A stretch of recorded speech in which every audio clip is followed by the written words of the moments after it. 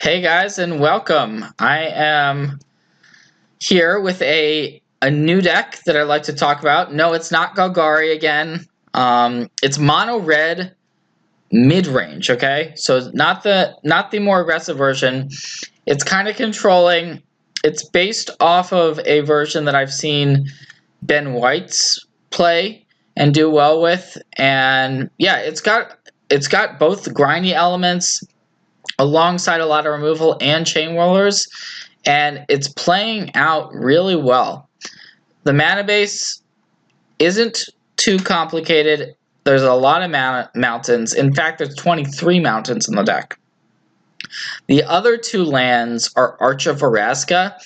The Arch of Vraska is one of your best cards in the late game. Against control, you're able to draw a bunch of cards with it, and yeah, it's been impressive. The Arch is definitely worth those 2 slots in case you're paired against something like Jeskai control. Then we've got some spot removal, mostly for aggressive creature decks. You definitely want to not fall too far behind. And Lava Coil is one of, if not the single best removal spell in the format, because it does exile creatures as well as dealing 2 mana for 4 damage is good efficiency, and there's plenty of cards like Arclight Phoenix, Rekindling Phoenix that Lava Coil is very good against. Treasure Map, also really like this card as a card advantage engine. The treasures are nice as well, and the Scry, it's kind of a multi-way card in that respect. It's been nice. We saw it in the deck that won the Grand Prix last weekend, so we're seeing more decks incorporate treasure maps into the main. The Goblin Crater Maker is kind of the weakest card in the deck, but it's flexible. It's a main deck card that you can sideboard out. And then Direfleet Daredevil, I've liked this a lot. Again, there's a bunch of 1-mana cantrips that this is good against. You can grab opposing removal. It's flexible. Sure, there's some decks like the Boros white aggressive decks where it's less effective, but against decks like Arclight Phoenix, it's great. Yes, this is a mono red deck that can still play Goblin Chainwhirler, and that's one of the primary benefits to playing the deck. Chainwhirler is still really good, and happy to be playing 4 copies. Legion Warboss, also a really nice 3-mana threat. It can spiral out of control immediately if left unanswered. Rekindling Phoenix is a card, again, it demands a very specific answer, like an exile removal type thing. And then the other main win condition is Siege-Gang Commander. So yes, putting 4 goblins into play at once is very, very valuable, as it turns out. 2 copies of Banefire.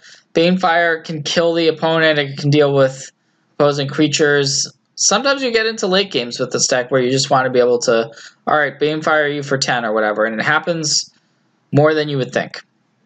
So there is another Banefire, another Shivan Fire on the board.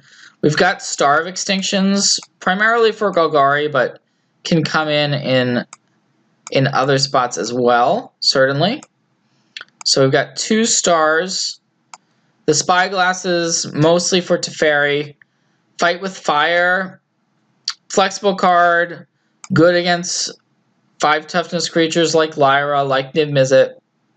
Another Warboss against any type of mid-range control strategy. The Cannonades for token type stuff. And then the Karns and Experimental Frenzies are also good against control. So the deck is pretty well rounded. It's got plans for everything, pretty much.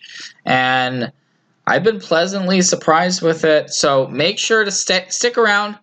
Check out these games. This deck is fire, guys. Like, both literally and figuratively. A ton of burn. And if you want something a little bit different off the beaten path, this is mono red with a twist. So, yeah. All right, well, we are ready to rumble here. And let's kick things off with a mulligan. Yep, that's a mulligan. Easy choice, no lands. This hand we have no threat, but I think we're kind of priced into keeping our 6. Treasure Map is one of the better cards we could have seen there to scry into. It's a good turn 2 play. And it allows us to potentially recoup some of the card advantage that we're losing by mulliganing.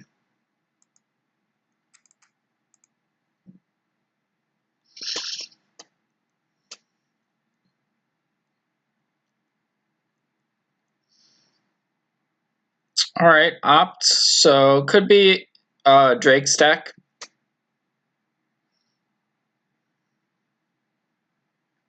Or it could be control, could be mono blue, could be a number of different decks.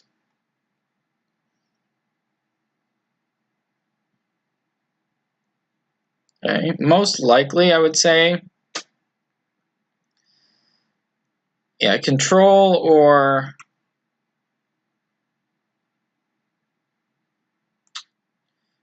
Drakes. Could have scried their upkeep with the treasure map, but if we draw a 3 mana spell, we might want to cast it, so. Drew a land, so we'll just scry on our opponent's end step and get the treasure map going. It'll also probably give us a better idea of what our opponent's actually playing. Still under the assumption that it's a Drake's deck. But our opponent's really not done very much, so could be a number of things. Alright, well we're gonna bottom that land. I think we want to scry again. Siege-Gang seems good. We'll accept that one. Can't play it right now, but we'll be able to jam it next turn if we want to. Although we are incentivized to transform our treasure map. Okay. Looks like it is in fact Jeskai. Which makes me want to just go ahead and go for this treasure map flip, since we could be up against some counter magic.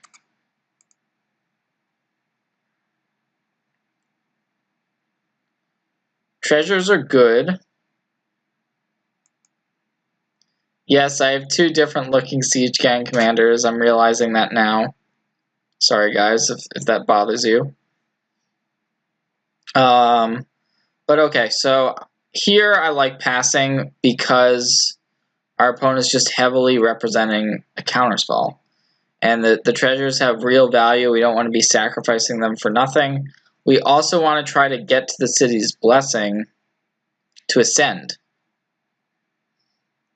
We have 9 permanents in play right now. And it just seemed fairly unlikely that that Siege-Gang Commander was actually going to resolve on that turn. Now we can play a land and have the city's blessing. So maybe we just pass the turn here, actually. Yep, I like that. We'll just play the card advantage game with our opponent. Now they could have something like a Chemist's Insight, hopefully not. They had to Fairy, they may have cast it right then and there on that last turn.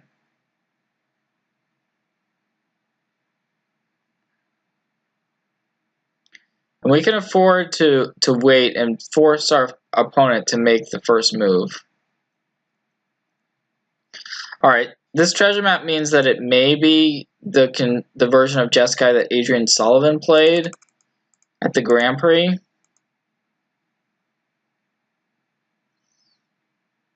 Which was very reliant on Nimizit to win. So you may have to start actually casting some spells, because we don't want Nimizit to enter the battlefield.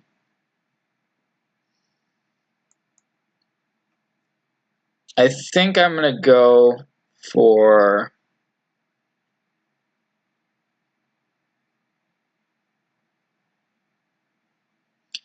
for double spelling this turn.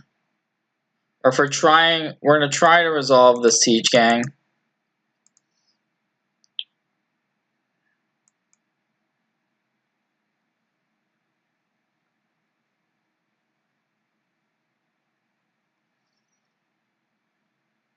If it does resolve, it likely means our opponent is holding a sweeper.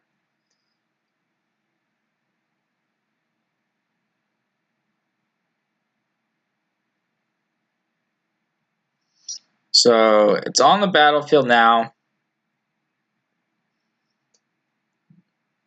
If our opponent countered it, I would have also played the Chainwhirler here. But since we're not seeing a counterspell, I like just passing.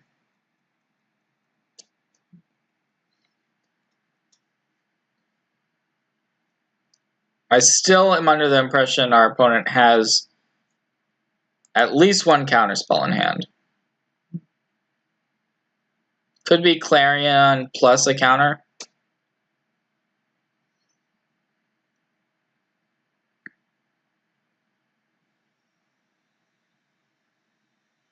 Yep. So he could sacrifice a treasure in exchange for 2 damage. I don't know if that's worth it.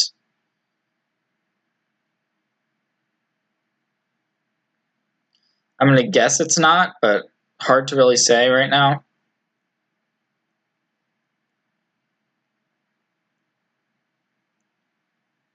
Another arch, huh?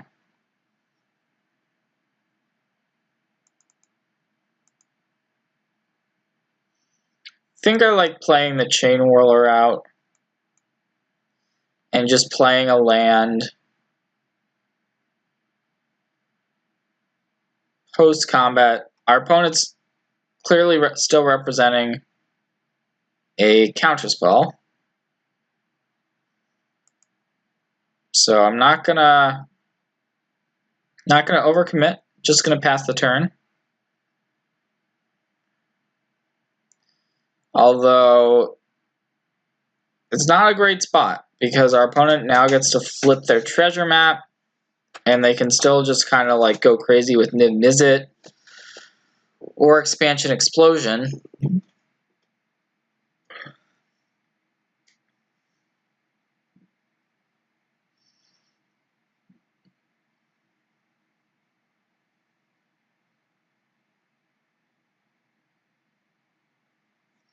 Okay, well we have an answer to that Rekindling Phoenix in hand. It with the Lava Coil.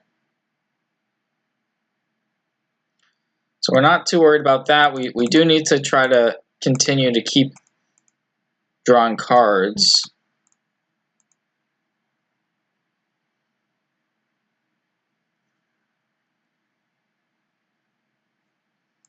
Lava Coil is an interesting draw, certainly.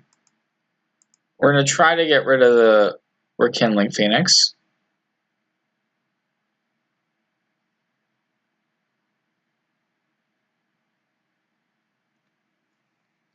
Our opponent does only have 5 cards in hand, which isn't a never-ending stream of cards. I'm still suspecting some interaction here that they have access to. Our opponent could even be thinking about copying our Lava Coil with something like an expansion or a counterspell.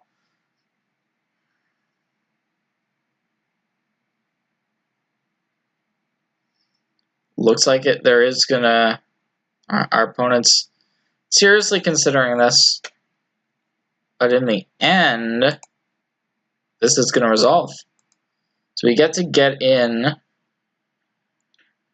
for some more damage.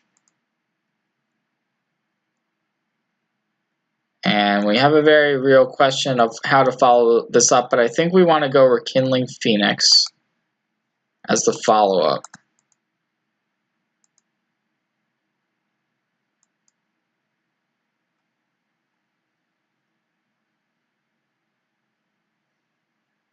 when our opponent's finally acting here with an Ionize. So that answers the Phoenix.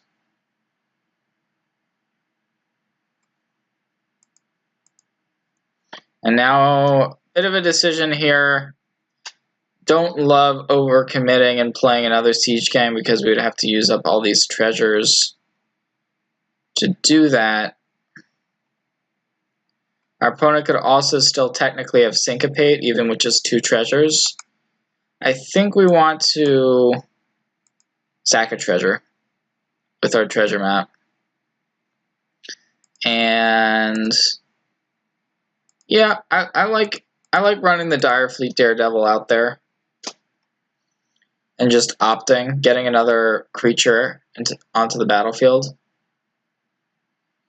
We're kind of looking for Banefire to be able to try to close this game out from our opponent. So let's see if we can find it. Nope, it's a Legion Warboss. Warboss is fine, but I think we're prioritizing Banefire. We already have these Siege Gangs we can start casting. We have 8, 9, 11 mana, so we're close to that. We're close to being able to draw Banefire to win. If we don't draw Banefire, then it's definitely going to be more difficult to just kill our opponent with only creatures. It could be Niv-Mizzet. And it is Niv-Mizzet. So, a strong magic card there. Our opponent might even have some additional spells here to trigger the Niv-Mizzet, so we knew it might come, and it has come. This dragon is going to potentially win our opponent the game. We don't do something about it. But I think I like starting out with an attack before we start casting spells to try to get rid of this Niv-Mizzet here.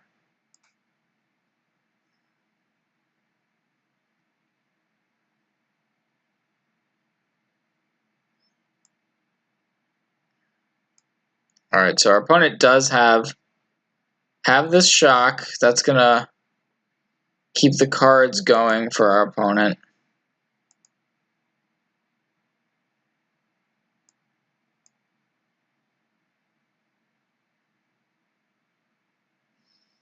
Interesting that our opponent is electing to block. So now we can actually, with first strike damage having already happened, we can use our Shivan Fire. So I like trying this. We're going to try it. May not work out as we want it to.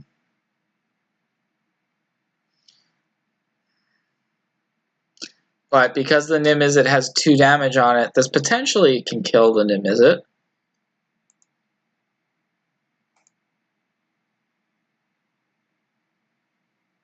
Okay. Well, it worked. So now I am going to follow up with the Siege-Gang Commander. This may get swept away with a Deafening Clarion, but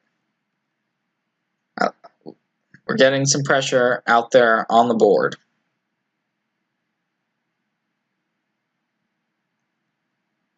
That's pretty good news. If our opponent's digging by sacrificing their treasures to draw cards,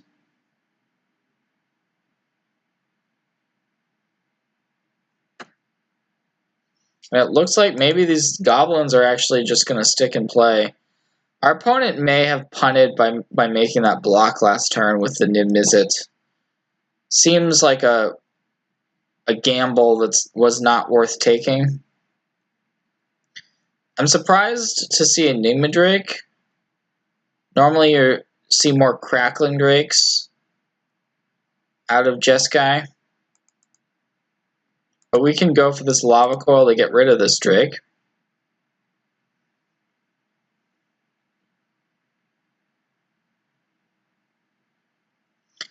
And it could be our opponent was considering a counterspell, hard to say. Right there.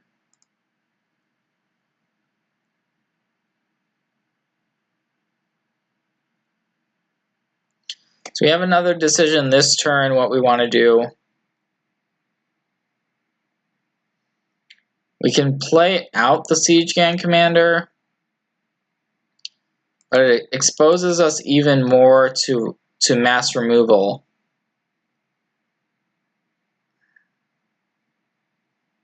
I think we just want to pass the turn.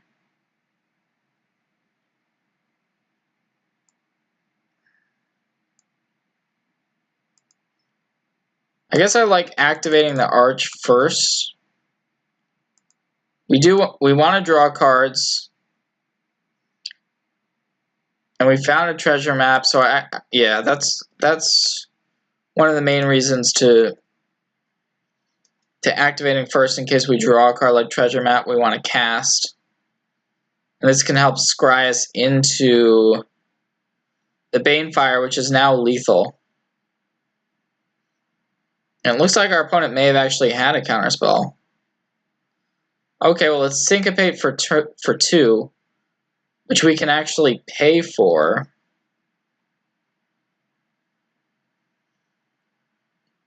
In order to get our treasure map into play. That seems worth it to me.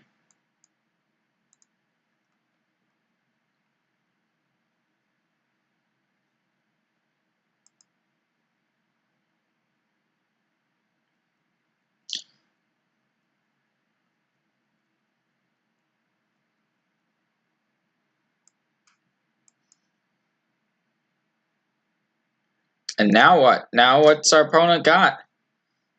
They're really hoping for a big play.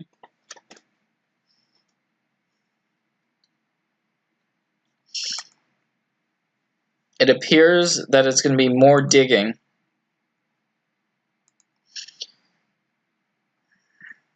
So we always have to respect that our opponent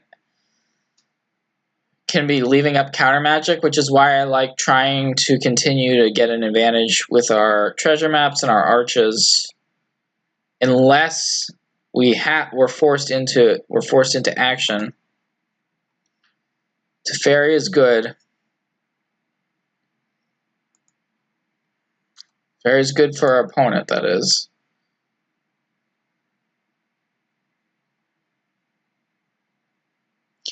Well, I like upkeep using the treasure map, I think. Ooh.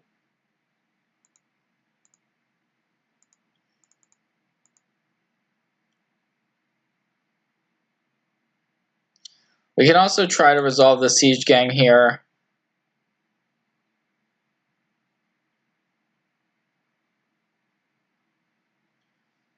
But I am going to upkeep the map. Don't really want the mountain. We drew a mountain anyways. Well, we have access to 11 lands. I like running out the Siege Gang here and just kind of seeing what our opponent does. Could be a counterspell, but it's not. Well, we can actually present lethal here. We can attack our opponent for 3. And then if our opponent doesn't have anything, we get to throw these goblins at our opponent. We have 6 mana available to us, so the math actually just works perfectly in our favor. I was expecting our opponent to have something in this spot. Technically, they still could, but I think we want to just go for it.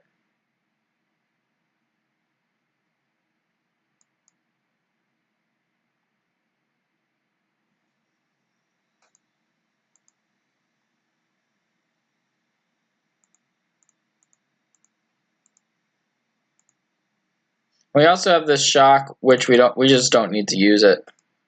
So if we could have also done this play with 5 lands, assuming no counter, but yep, cool. Eventually the siege gangs came home. Our opponent made a blunder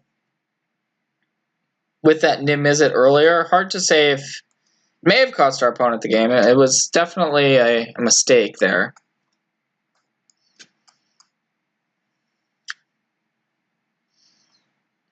Our opponent's build of Jeskai was pretty unique because we saw cards like Rekindling Phoenix and Enigma Drake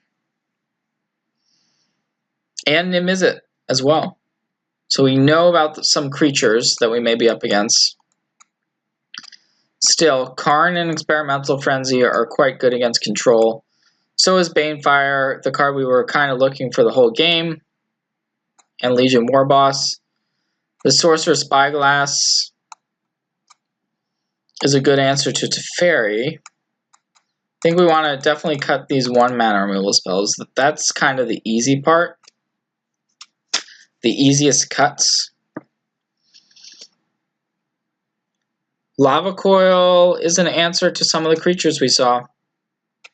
I think we just cut one of the weaker cards in the main deck, and that's Goblin Crater Maker. And just keep the Lava Coils for those creatures that we saw. The Lava Coils actually felt pretty good in the first game.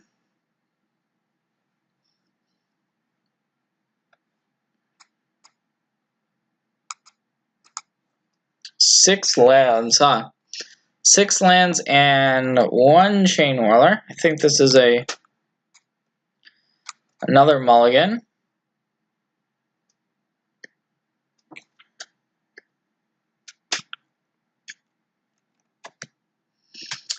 So our opponent looks like it's happy enough with their 7, but we're certainly going to ship there. And this hand is good. 3 lands, some gas. I think we topped the Rekindling Phoenix.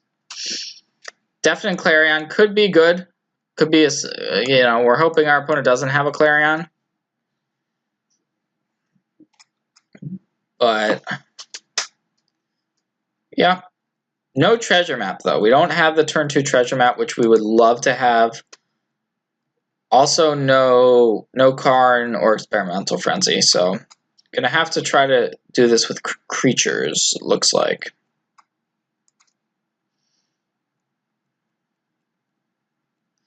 Our opponent's setting up shop, so they may have a counter. Well, this is good news. Main phase op means that our opponent is potentially digging for lands here.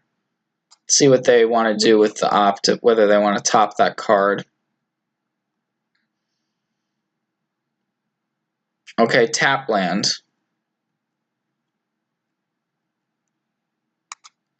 Well, I'm going to go with the Warboss. Warboss gets going. It's a machine, but no.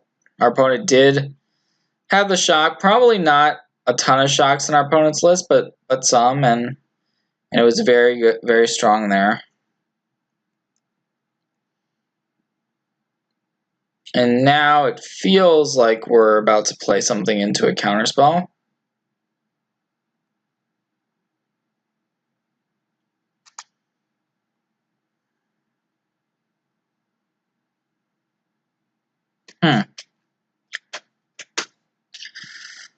What should we play out here?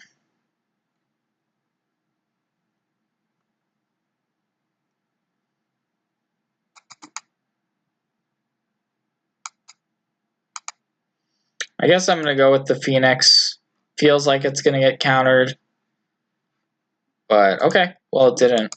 So it's the highest upside play, and that's why I went with it. It also is the play that if our opponent goes land to fairy, tick down on Phoenix, then we could Chainwhirler that. So,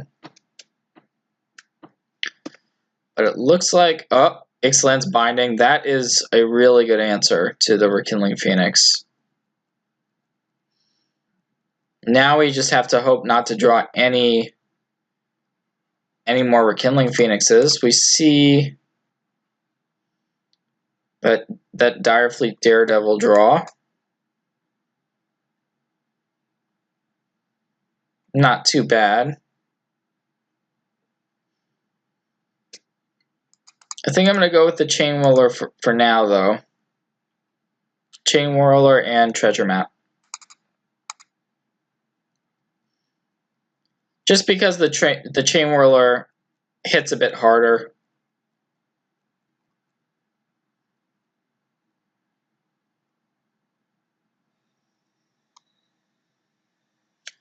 Alright, 6 lands for our opponent. This could mean Niv-Mizzet. Hopefully it doesn't, but it looks like it does.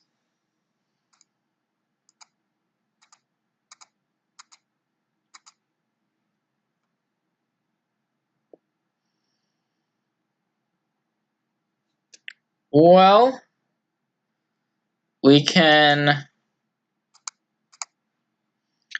Daredevil the Shock.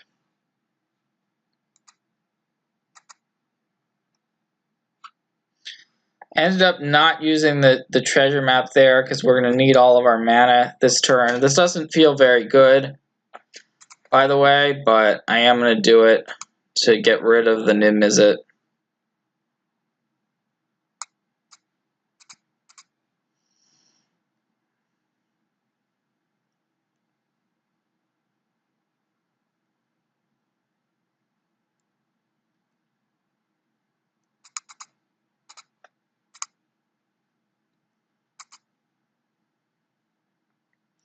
So our opponent has many more cards than we do at this stage, which is not where you want to be against Jeskai.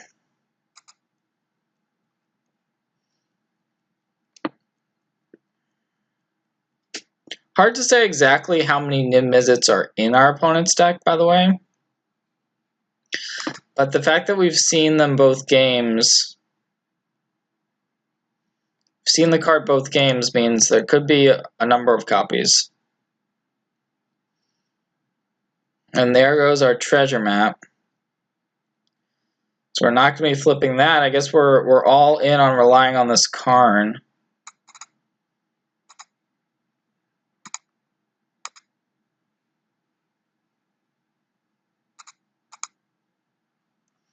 Unfortunately, we're fairly likely to find more Phoenixes and treasure maps because we have four Phoenix and 3 maps.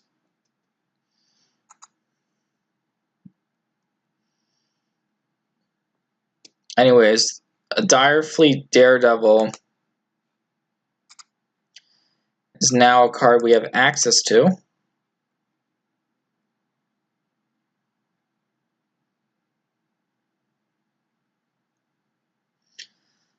Ooh, okay, so our opponent really just has a ton of different threats, it looks like.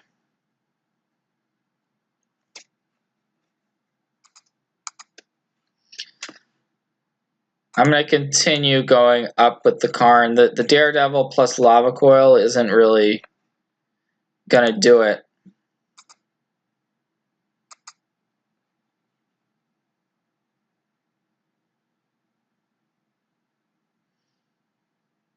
Interesting, our opponent actually gave us the Siege Gang. Well, we're going to play it. Don't see what else we would do this turn.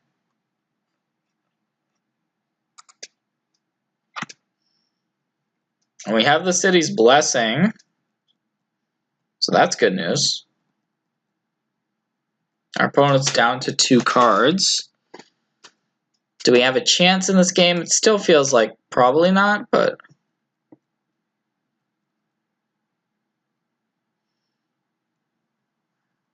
But if our opponent just attacks and passes, then that's good news. That's definitely good news if our opponent does that.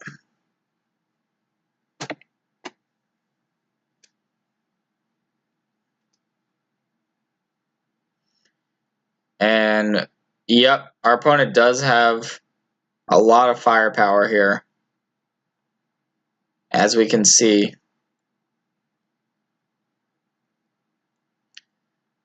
As that second Niv Mizzet comes down, I think we want to sacrifice some goblins to get rid of it.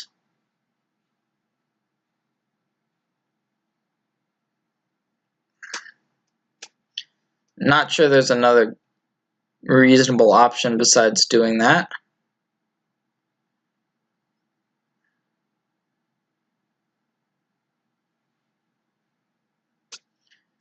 Okay. Yeah, let's start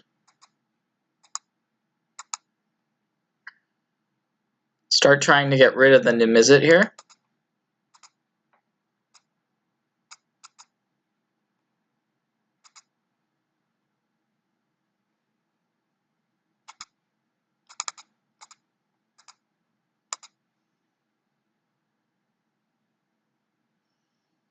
And I think we want to return. We want to minus the Karn to get this Daredevil to our hand, so that if our opponent does kill off Karn, we have the Daredevil still.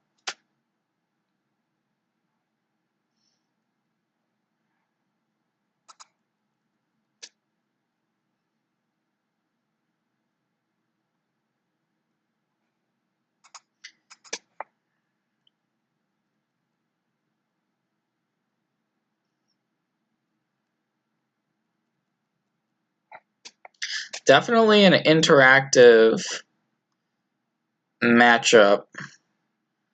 Might have messed up earlier with our sequencing and our sideboard plan, because if for game 3, if we get there, I definitely would want Fight with Fire in the deck.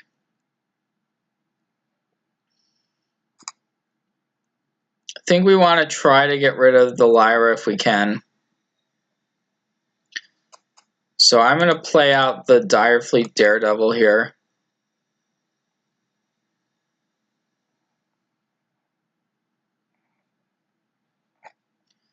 Gonna try to rebuy that Lava Coil. But if our opponent's thinking maybe they actually have a counterspell here.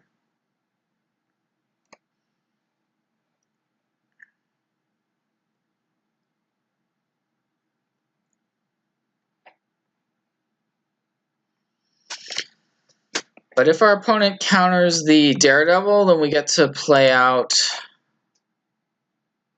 the Siege-Gang Commander.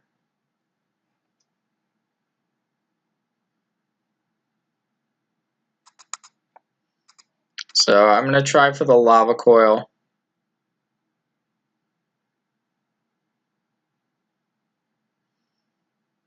Negate, huh? That's unfortunate. Our opponent's gaining a lot of life with this Lyra Dawnbringer. And we couldn't cast another spell there.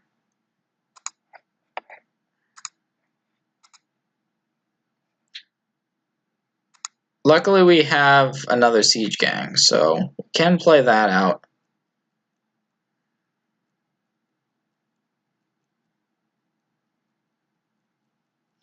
But we're kind of gambling that our opponent floods out from here. Another Karn is actually not too bad. Do we want to cast it here? I like the idea of casting it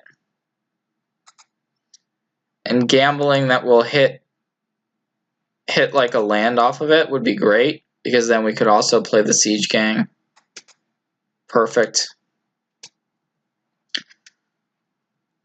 What was the other card that was exiled? It was a... Oh, we hit 2 lands off the top. Okay. So now we can play this. We can attack and play Siege Gang Commander. And things are starting to turn around. Of course, this treasure map is... We're never going to get to make use out of that.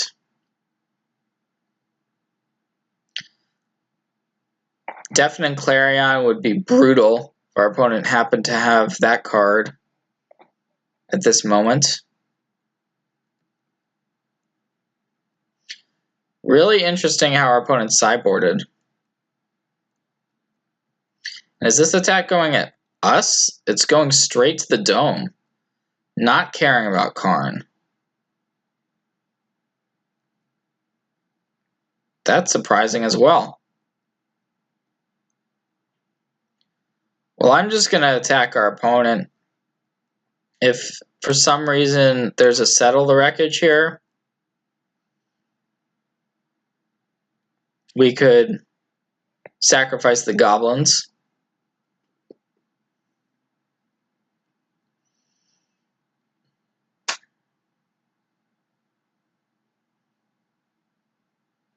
So we have 9 mana at our disposal, huh?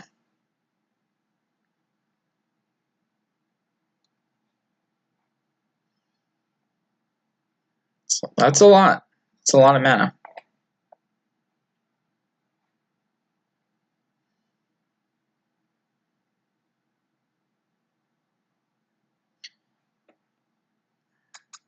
We would definitely like to try to get rid of the Lyra. Our opponent is putting a card on top of their library.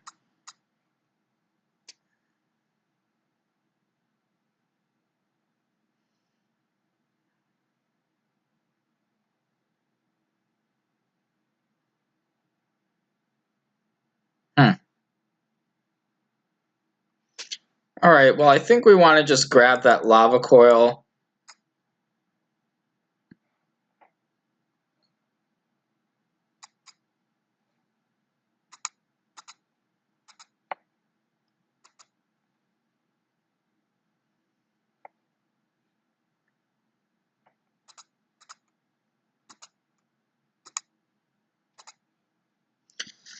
We could also play out the Direfleet Daredevil, but I don't think I'm going to.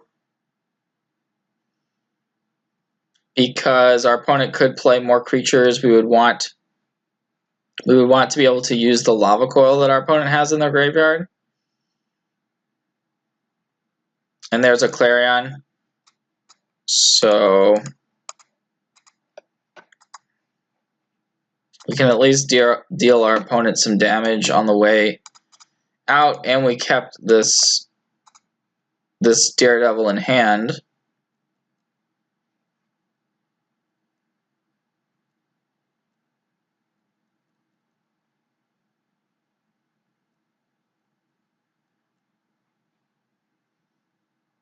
Experimental Frenzy, that's actually a pretty good draw. I think we want to, well, it's kind of a little bit awkward with Karn. I think I'm going to plus Karn first. It's also a little bit awkward against Ixalan's Binding because we can see cards on top of our deck that we may not be able to cast. I'm going to play out this Direfleet Daredevil and go for an opt. We still have those Banefires left in our deck, which is really the way we're looking to close out the games. Just a land, we can bottom that.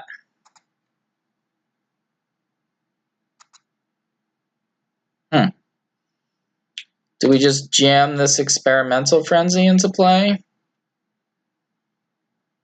Or we can draw a card with the Arch of Araska. It's pretty close here, actually. I think...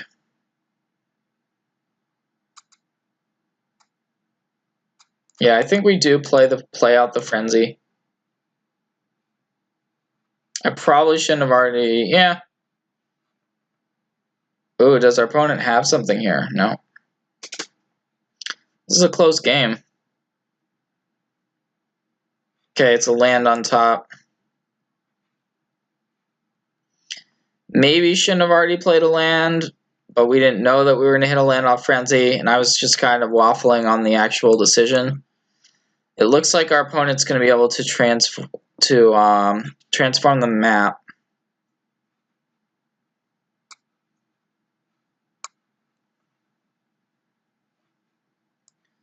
So we can do some cool, tricky things by drawing cards we don't want on top of our deck.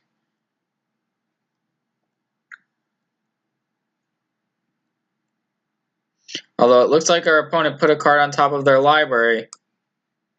There's a Legion Warboss. Okay, we'll cast that.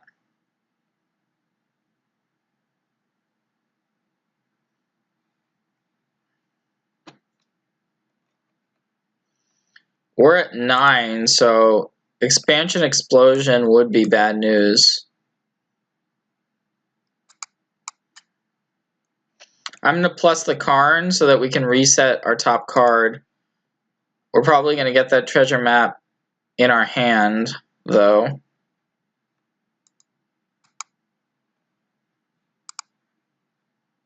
Alright, well, we can at least get in for some damage.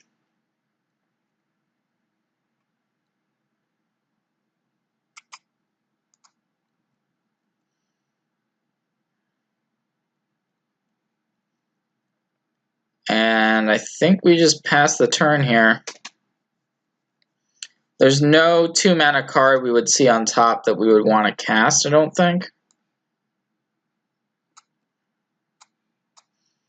And we're at the point now where we can just potentially Banefire our opponent out.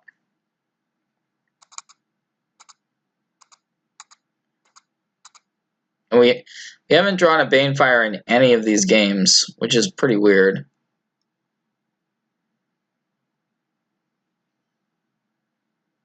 I think I'm gonna start with the attack and see what happens.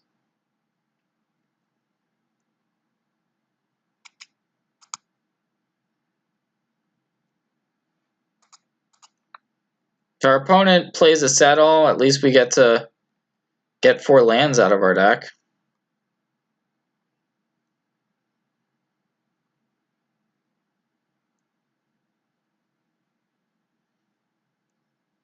And there it is, settle the wreckage. So that means we're closer to finding a Banefire. And now we have enough lands where we can win if we do find that Banefire. So I'm going to start casting these spells from the top of our deck.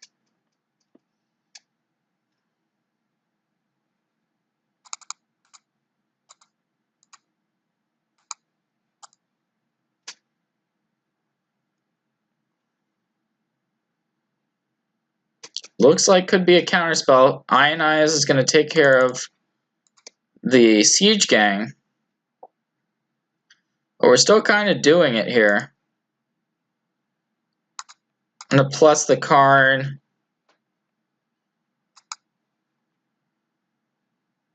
And there's the Banefire sitting on top of our deck. And we've got so many lands on the battlefield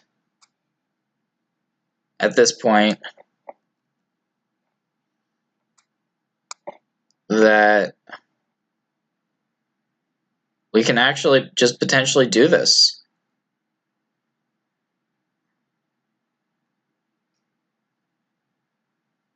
Teferi, yep. Now the problem with the Banefire is we do have to sacrifice the Experimental Frenzy in order to cast it. So that could be a bit of an issue.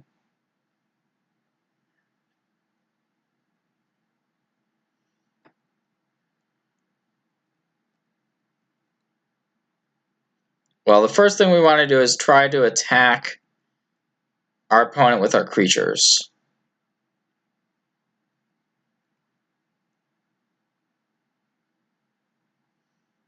So that's what I'm going to do.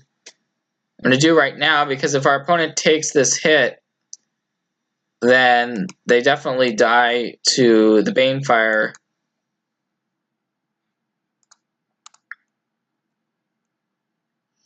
If we sacrifice the Frenzy to cast it, which we will.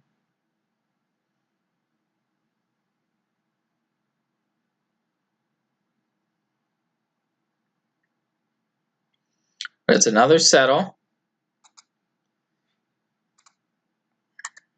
So that gets the rest of the lands out of our deck. Oh, but there's a Banefire. It's on top of our deck.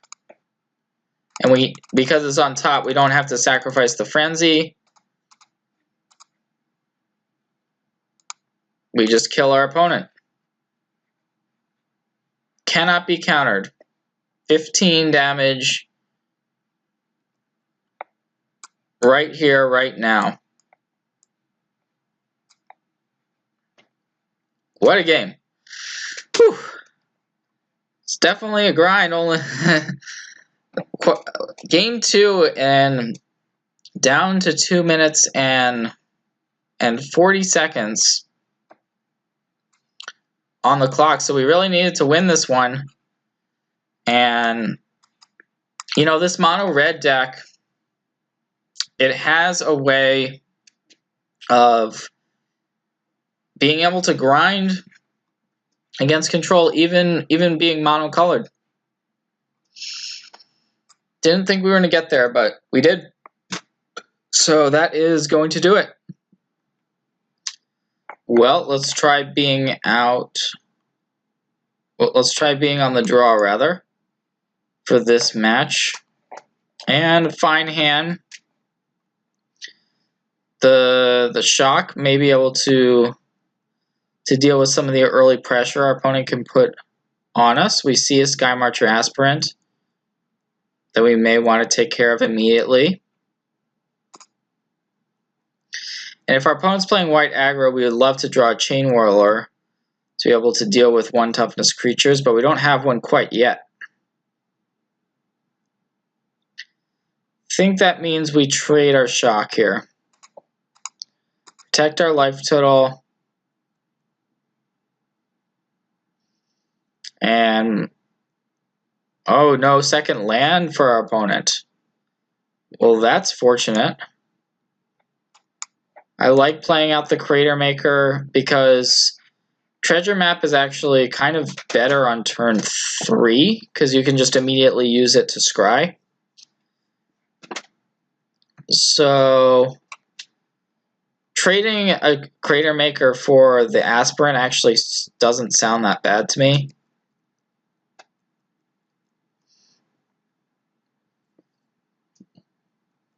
I think I'm going to go for that.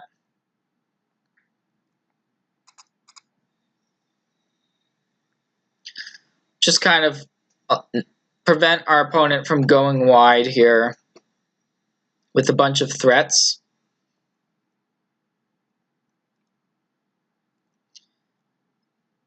And since our opponent's draw is kind of lackluster, we should assume that we shouldn't be too greedy and just assume we're going to find a Chainwhirler.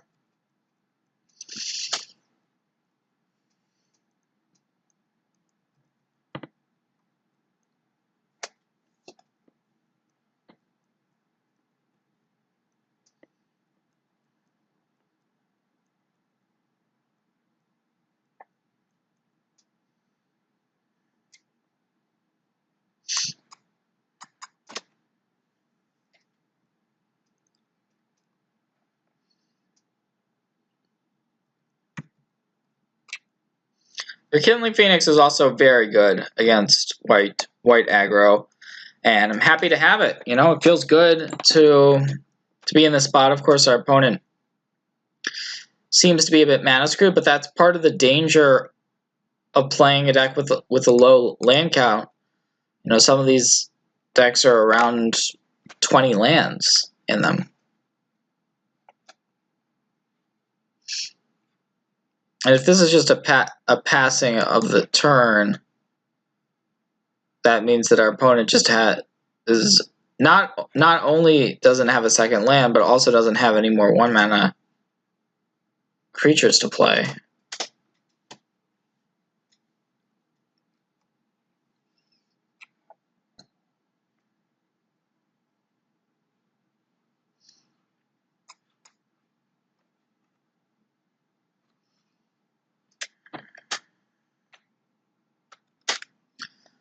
Alright, let's see what we can find off our treasure map for the scry. Definitely don't want that land, so that goes straight to the bottom. We'll take a draw step though. Oh, sorry. That is a Goblin Chainwhirler, so that's just great. I think we cast it because we can cast it, get rid of the Hawk, and then we also can activate this treasure map. So our opponent's just kinda out of this one is where I'm at. Don't see what our opponent can do to get out of this spot. And yep, our opponent's just gonna concede. This one makes sense. So now we go to the sideboard, and our opponent's probably gonna have a bit better draw than they did in that game. We want to be going removal heavy, so pretty much all of our removal, our cheap removal is good.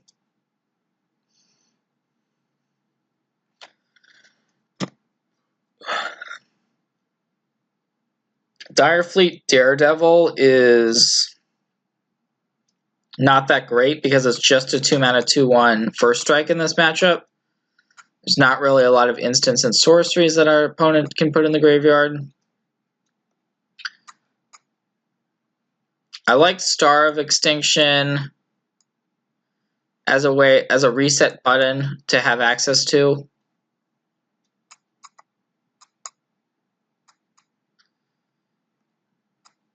Warboss is pretty nice, and I'm fine with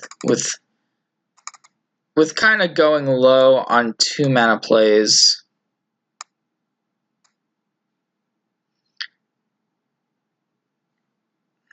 But I think we want to just be removal heavy, which means would potentially mean we want the Banefire.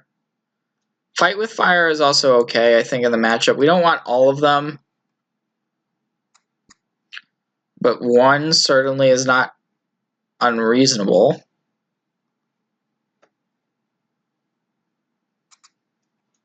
Pretty happy with this configuration.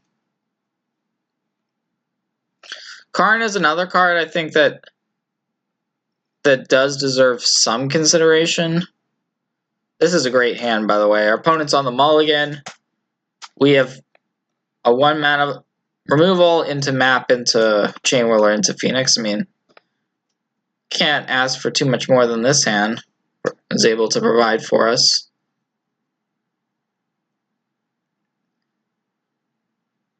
There's that one Fight with Fire. It's nice to have a Fight with Fire in the deck because you can kick it and just kind of win the game with it, more or less.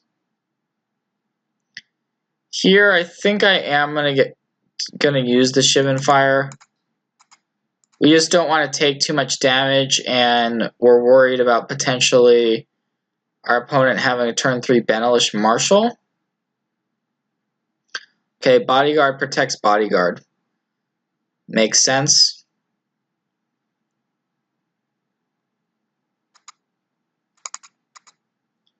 So yeah, if our opponent goes land Banelish Marshal, that's or land History of Benalia, those would be the best cards our opponent could play, for sure.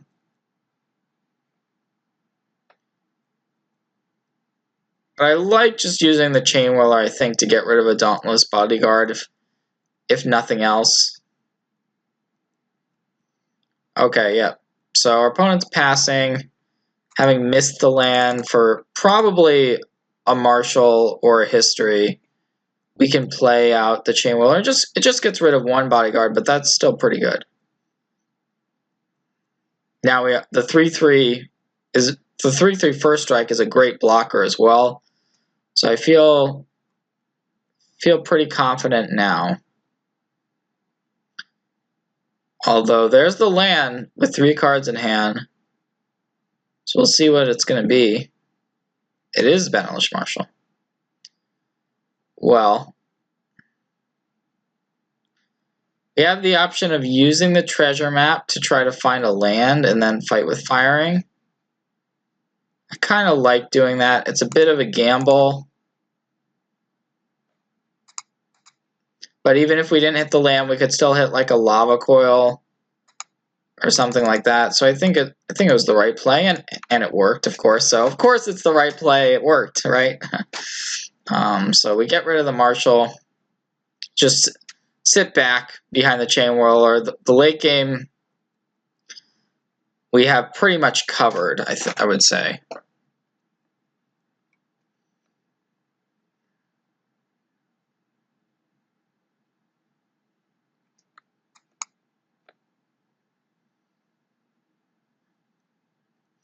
Heroic Reinforcements is not that scary here. We have a good blocker for the bodyguard.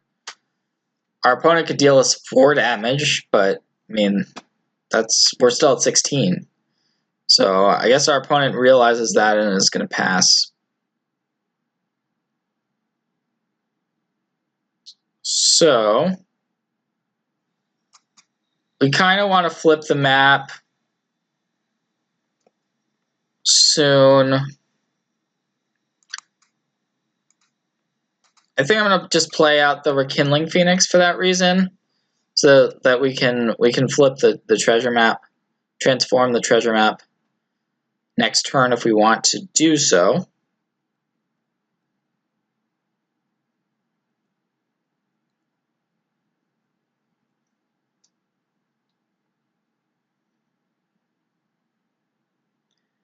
And even if our opponent goes and casts another Heroic Reinforcements this turn, we're still okay. We're pretty much okay no matter what our opponent does, I think. Could be Venerated Loxodon. It's going to be Conclave Tribunal, so that it's going to take care of the Phoenix, but that's only one of our opponent's problems here.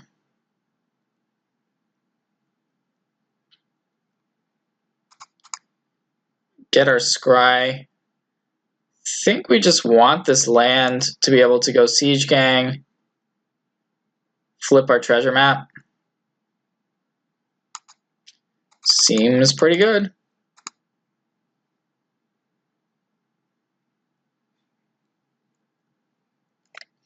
And yes, Goblin Chainwhirler is in fact a goblin. I'm gonna pass here.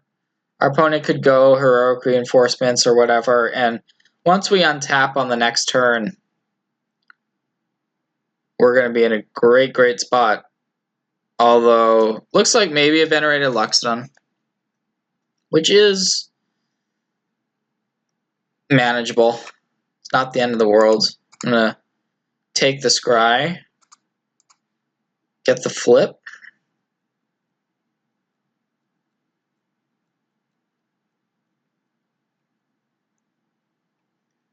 I think we'll take our free card here. Not a free card, but our card. That's actually a nice draw. Legion Warboss gives us more goblin fodder.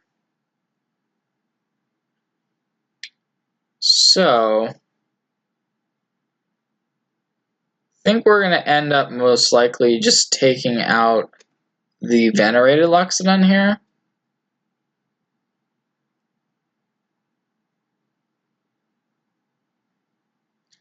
Although we certainly don't have to do that.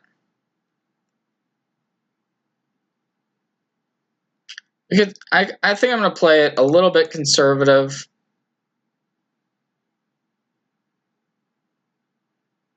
And yeah, we'll send in three goblins.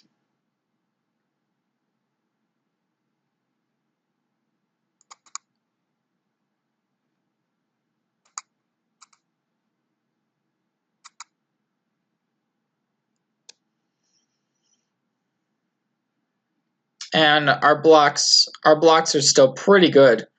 Our opponent can't really attack profitably on the ground at the moment. So unless they draw something crazy, which it looks like just a land, I think we're gonna We're going to take this one down.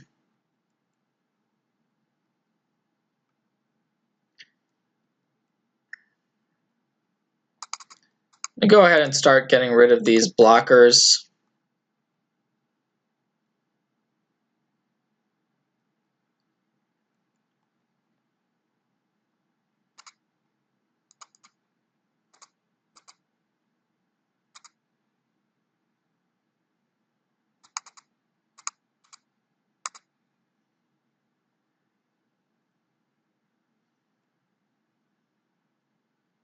And we can use this freshly made goblin.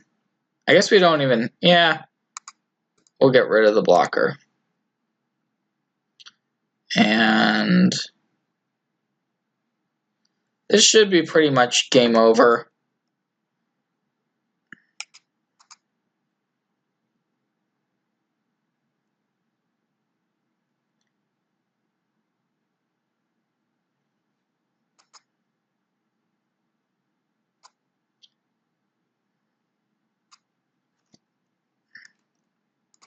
Sure, we'll draw another card here and pass.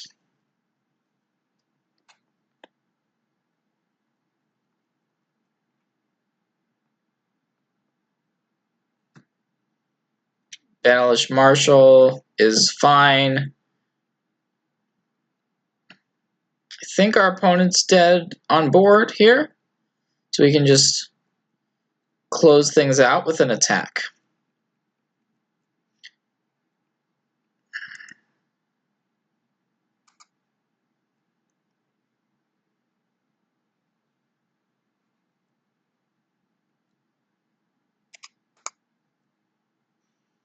And if our opponent blocks, say, the Siege-Gang Commander, we just sacrifice itself and to deal our opponent 2 damage.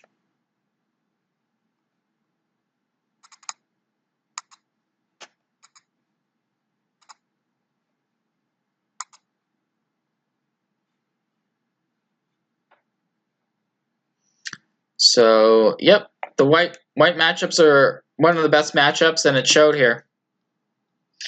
Alright, so we are going to get to start off on the play. Well, this hand seems like we are gambling on hitting a 3rd land. But if we do, it's a pretty sweet hand. Got 3 mana plays. I think this is kind of what we signed up for. We're a favorite. We're a favorite to draw that land and have a good hand. And even if we miss for 1 turn, the Shivan Fire we can potentially use on an early creature. Ugh. Okay. Well, we'll see. Moment of truth on the next turn. Our opponent might be playing, is it Drakes, perhaps?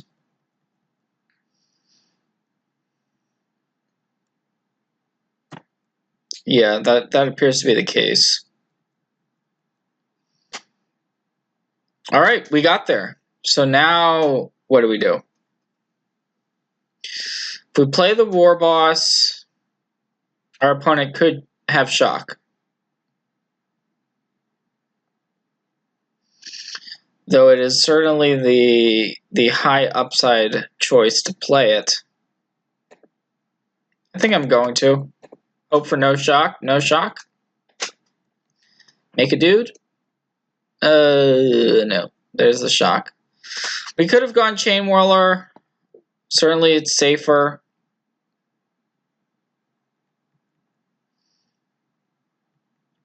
Would have been the safer play. Now do we play the second Warboss? It could get shocked again.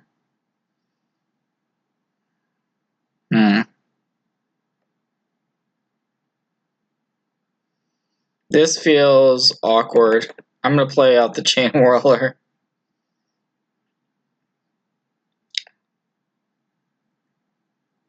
Basically, the fact that our opponent didn't play a Drake there makes me feel like he could have even a second shock.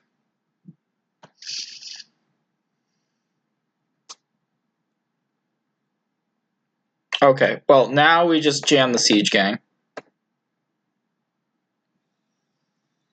Siege Gang can definitely take over this game if our opponent's not doing too much. They haven't found any Arclight Phoenixes.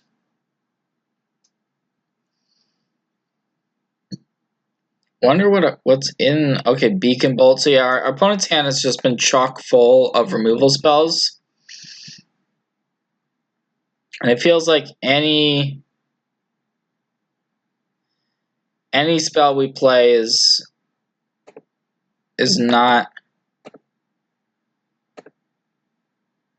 Or any creature we play, rather, is not hitting the battlefield for more than a turn. We do have these goblin tokens, though, and we also have the City's Blessing now. And perhaps our opponent doesn't have that second shock. So things are starting to turn around. We can play a Chainwhirler. We have the Arch of Vraska, and we have Banefire to potentially be able to use as well. So this was quite a strong turn. And now our opponent really needs a big answer. Lava Coil and Beacon Bolt can kind of stem the bleeding a little bit, but we still have 4 goblins. So I like our position. Our opponent hasn't found any pressure. There's a treasure map. Although I think I'm just going to draw a card here. Well, yeah. I guess we probably could have waited to attack, but we're going to draw a card. And I don't think our opponent has anything. It was either that or play treasure map. And yeah, this seems good for us. Now we can use the Banefire with Kicker.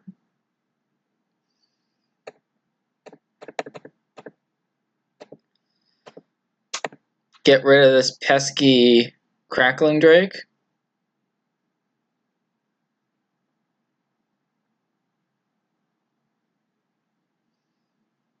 Okay, blink of an eye on a token, sure.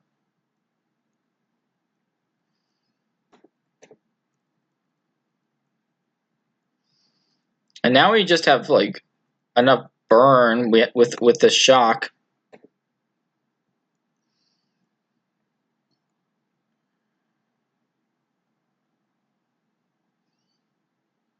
Ooh, though, that's 2 Drakes. That actually is a problem for us. That's a good turn for our opponent.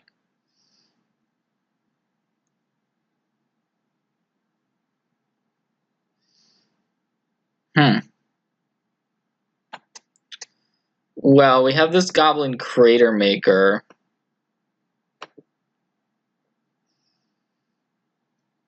So we could use the Crater Maker and a shock to get rid of a Drake.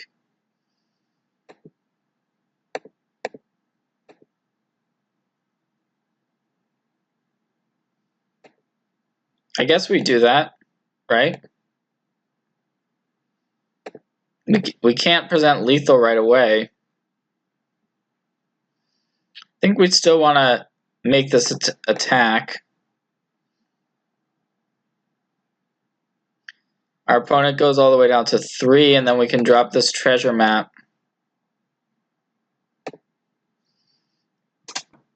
I mean, there are some sequences that our opponent could come up with that would be bad for us, certainly. They are going to get aggressive, it looks like. So we're down to 1 goblin. But we have this treasure map. We have the late game.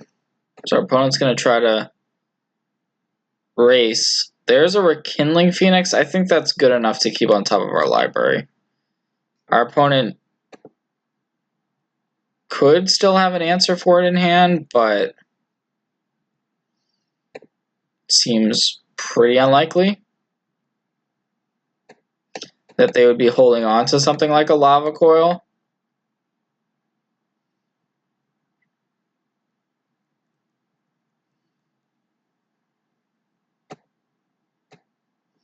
They've already cast 2 lava coils. Yep, okay. Pretty interesting game there. But it was our mono red deck coming up with that critical 3rd land.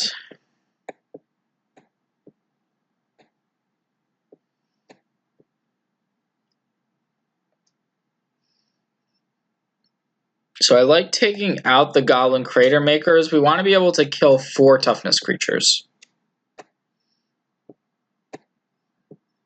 So for that reason, I also like Fight with Fire.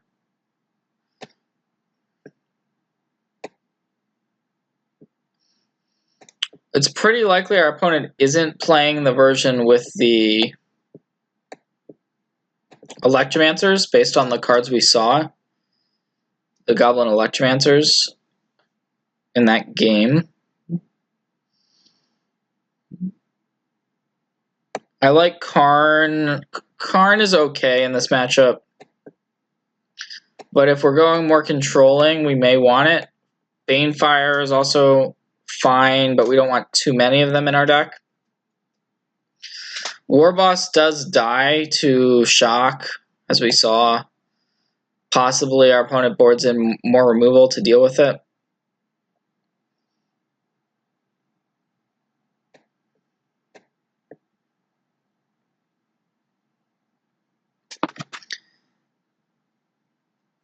Yeah, we probably want this Banefire in our deck.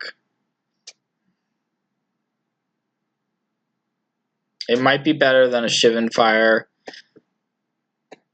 Although, we're on the draw. We're going to go with a more removal-heavy build for this game. We still have some powerful stuff going on. And we're hoping to be able to deal with our opponent's threats. Our opponent didn't draw that many Drakes earlier on in that game. This is a pretty good hand, I think. So yeah, feeling good about it. Our opponent's on the mulligan and starts with a crash through, but I think we're a big favorite. It's not to say we can't lose, because we know that the Drake's deck has Arclight Phoenixes, and so if that deck is able to get a Phoenix or 2 in the graveyard, which could be happening. No, it's a Steam Vents. Okay, that's good. Good for us. I'm going to wait on the Direfleet Daredevil. I like to be able to get some card advantage out of it.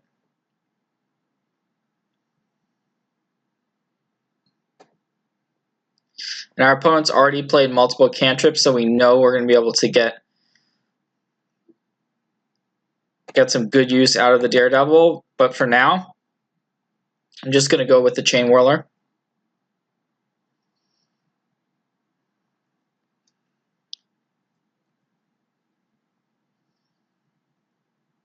Reason being is it hits harder, and it's a 3 toughness creature, so it doesn't die to shock.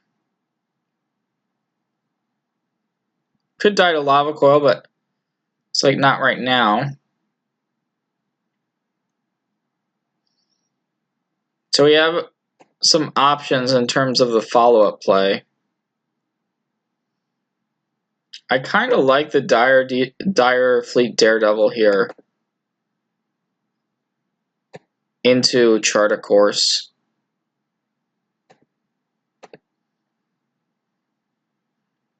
Like, our opponent could technically have a counterspell up right now, like a Disdainful Stroke type effect. And so that would be part of the vulnerability to casting like a Rekindling Phoenix. And this is just a ton of value. Not too worried now that we've got a full grip of 7 in hand. Okay, there's 1 Drake, but we have the ability to deal with that Drake.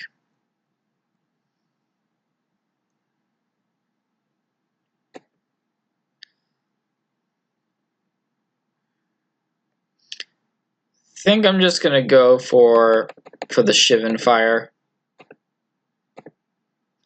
Now, technically, our opponent could have like a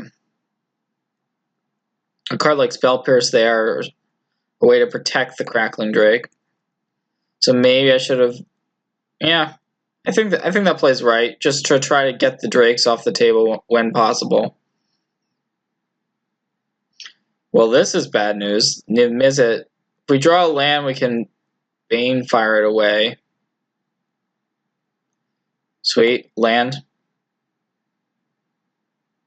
I think we just want to get rid of it. Our opponent does get to draw a card because we're casting a sorcery.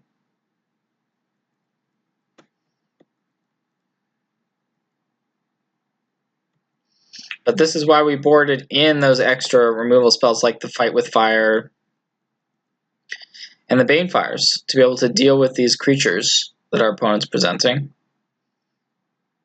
Murmuring Mystic, that's a good one, although we have Goblin Chainwhirler, so it's not super annoying.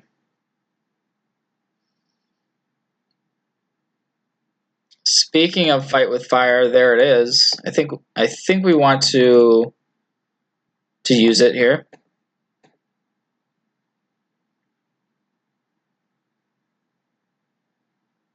We can play that and a Goblin Chainwhirler. Ooh, interesting. Our opponent actually did have a Spell Pierce, or maybe they just recently drew it. Well, I think we're going to pay for that, for sure.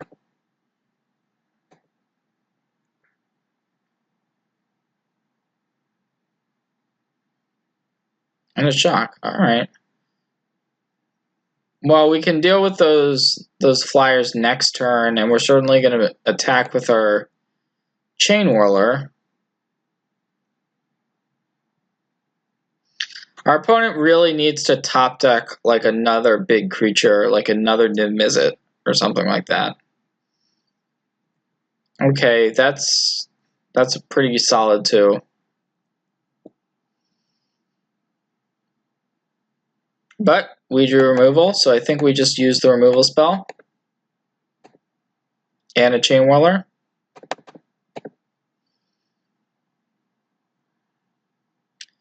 And our opponent has seen enough. That is going to do it.